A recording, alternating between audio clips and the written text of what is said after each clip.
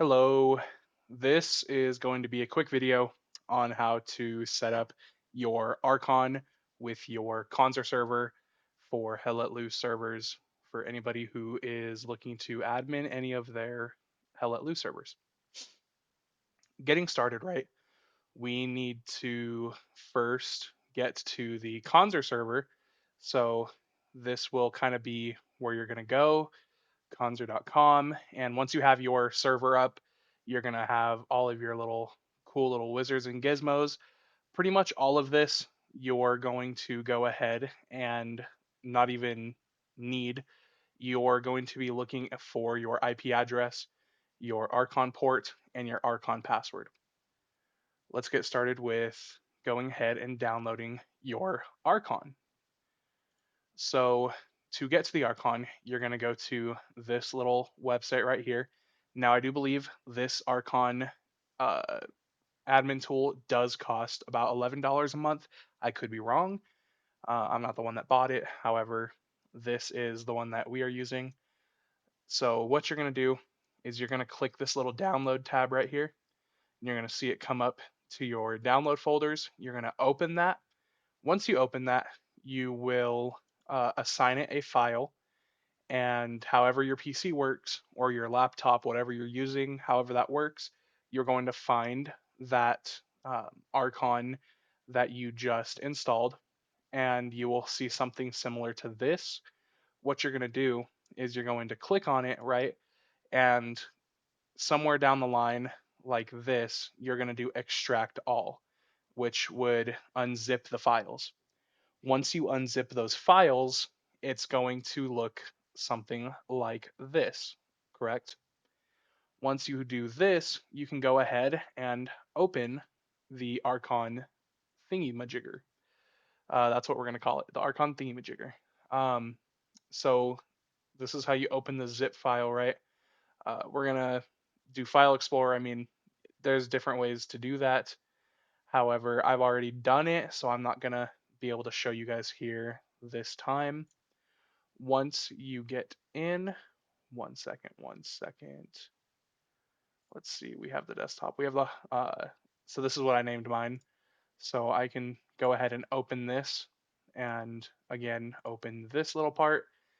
And what we're gonna see here are all of these kind of little files that have been downloaded onto your computer. You can forget all of these except this one right here, the RCON client. So once you do this, you can go ahead and you can drag this onto your desktop so it's easier to access if that's something that you want.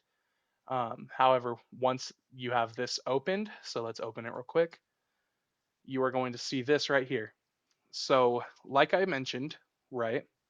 So we're going to have this and we're going to come down here, open up this, and once you are into the RCON connection window, you are going to have your RCON port number, right? So 7779 is mine.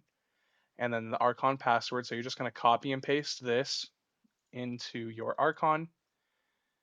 And once that is in there, obviously make sure that your IP address is working correctly. Then once you are in, you press OK. And this is what we have here. So getting started, we have our map change. So map change, right? And these are the maps that are currently in our admin list for maps that we are wanting to play. And this is going to be different for everybody, and that's totally fine. Um, all this does is once you press it, you click OK. It's going to give a 60-second countdown in game telling everybody, hey, we have changed the map. And once we do that, it's a 60-second countdown, like I said, and it changes the map. Totally restarts the game. And that's good for, you know, when you're seeding a server, something like that. So set server message right here, right? What this does is you can type in here, be like, thanks for joining.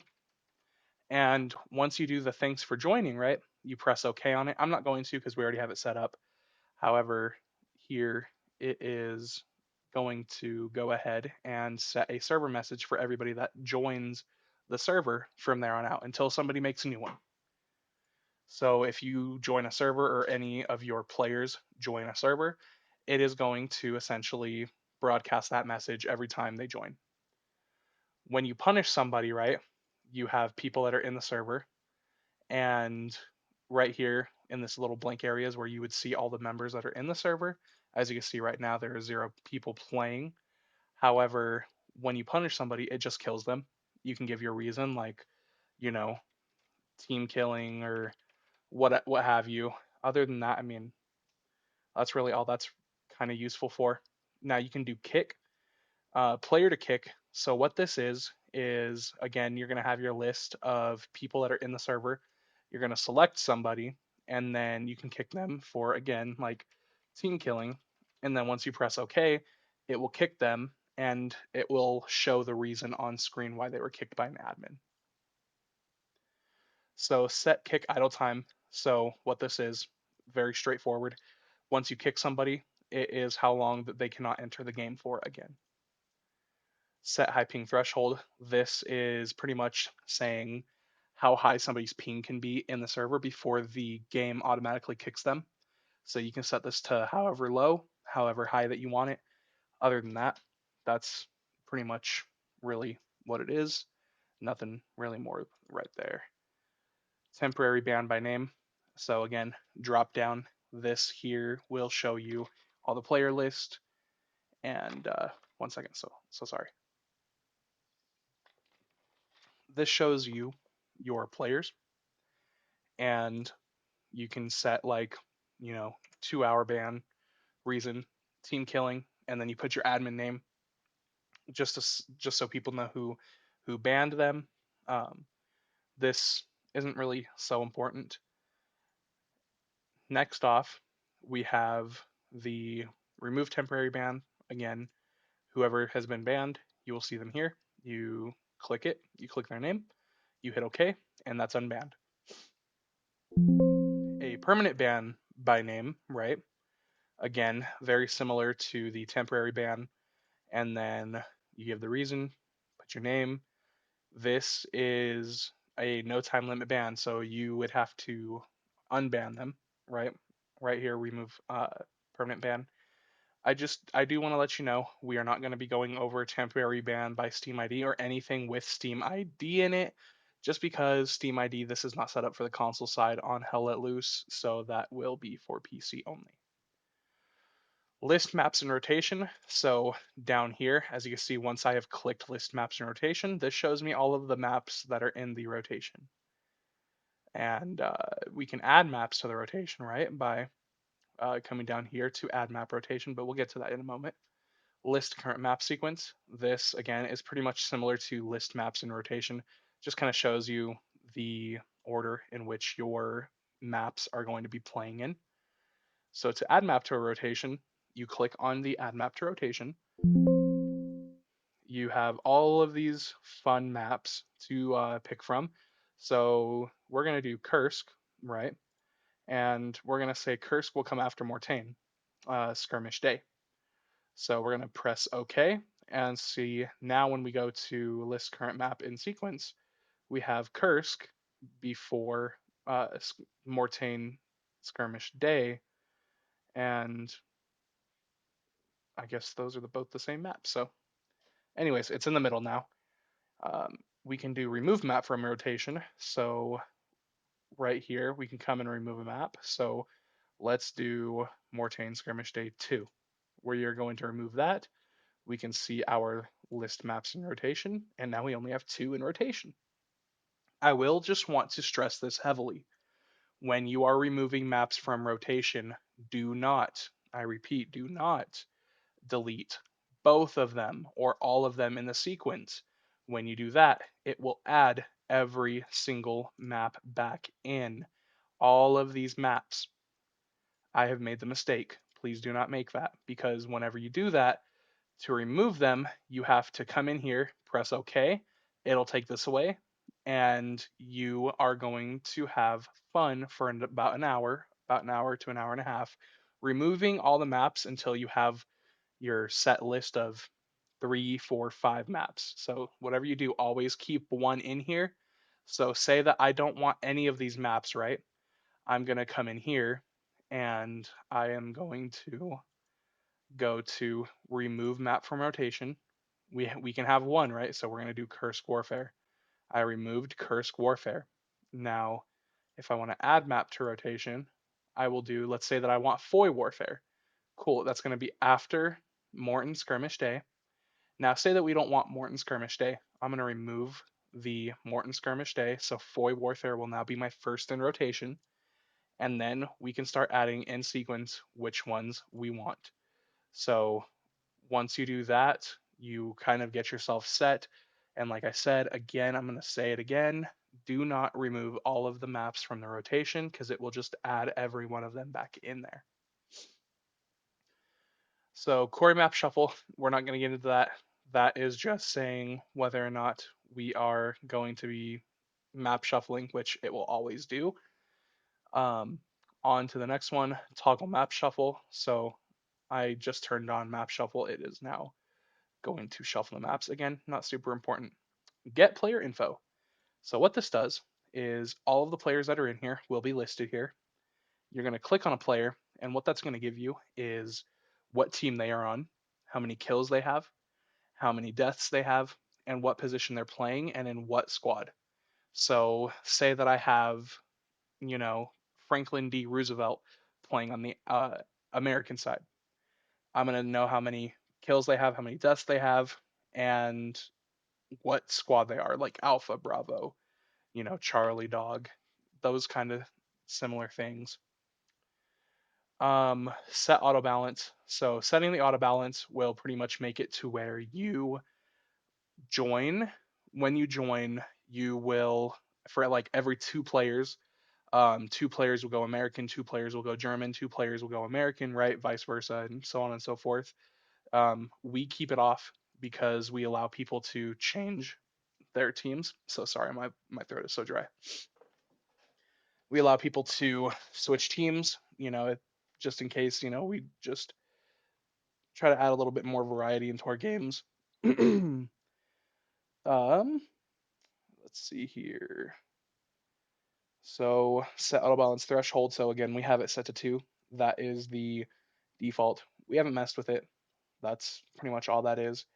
Set team switch cooldown, right? This is going to automatically be at 15. It being at 15 is the default setting. However, if you set it to like 5, right? Let's just set it to 5.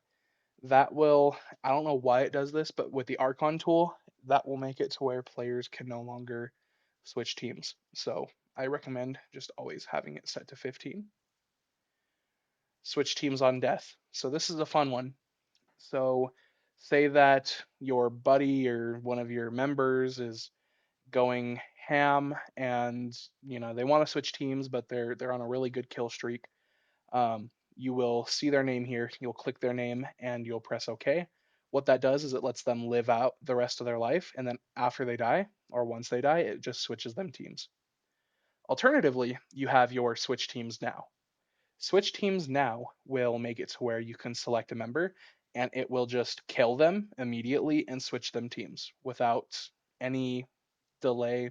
So if they don't really care about, dying right away, then that's the way to go. Set max queued players. This is by default 6 because you can have 6 people in the server or in the server queue, sorry, at any given point in time. So really, this doesn't have very much importance. I mean, I don't know why anybody would want to set it to like below 6. Just, 6 is already kind of restricting. But anyways, we have um, broadcast. So broadcast, right? Let's go map changing soon, right? So we're seeding and the map is about to change here soon. I'm going to press OK, and what that does is that sends a 5 to 10 second little displayed message of what I just typed. Add admin, add VIP player, delete VIP player, ban profanity words, unban profanity words, set vote kick enabled, set vote kick threshold, reset vote kick threshold. Those are kind of meaningless. They don't really have a place because they're just all default settings. And a lot of it, all of these really too, these are all for the Steam side of things, not the console side. Here we have another fun one, which is message player. So say that, I need to give a message to a certain person. It's not necessarily appropriate for a broadcast, right? So what I'm going to do is I'm going to go ahead and select a player to message. So let's say again, Franklin D. Roosevelt, playing on the American team. I'm going to see their name here. I'm going to click on their name and let's say, you know, please stop team killing or something like that. I can't spell. So something like that, you don't really want to ban them, you don't want to kick them, you don't just want to punish them. So that's also an alternative route, or I mean, unless you just want to be a funny guy and start trolling, but I don't recommend that. Get game state. So the game state, this is here, shows you how many people are playing on the Allied side, how many people are playing on the Axis side, your score for both sides, and your remaining time in the game. It gives you your map and your next map. Game layout. So game layout, it's kind of cool. Oh, and my stuff just crashed. Alrighty. Well, that was fun. So I'm gonna go over here, open up my RCON tool once again. Um, there we go.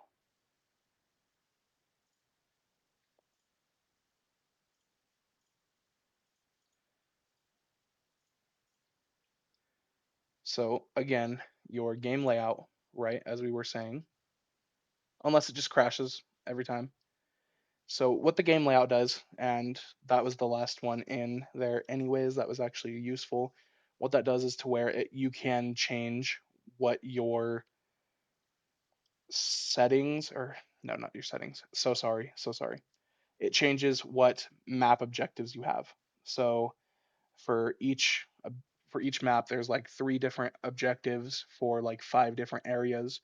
Um, so you could set that, kind of give it a little bit of a cool little change up in objective locations. If you have it like where you want it to be a specific point, because that's just what you're used to. That's something you're able to go ahead and do.